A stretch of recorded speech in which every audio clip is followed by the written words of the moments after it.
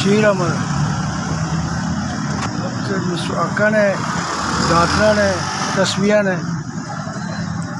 तो नज़र थोड़ी हो गई है, फिर गुजरन लग के की करें। हो गई है 1.5 साल, तो उम्र 60 के नेड़े हुई खड़ी है। की करिए, कोई नहीं छड़ती। फिर पूरी हैगी है कि कितों खाइए, पुत्र गरीब बनना है। हाँ जी, घर है पर कच्चा जहा घर है बस।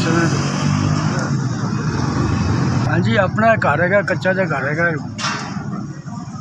एक पुत्र है।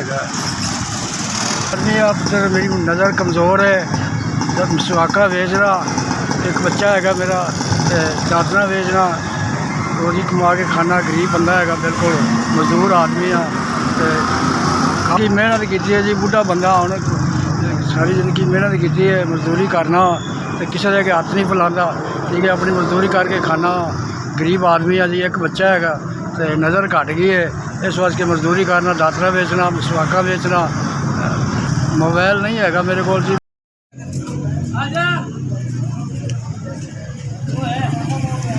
4000 रुपया, 4000 रुपया, 4000 रुपये की मदद की। अल्लाह उसकी जिंदगी लम्मी रखे, अल्लाह के बच्चों की जिंदगी लम्मी रखे, माँ बाप की लम्मी रखे।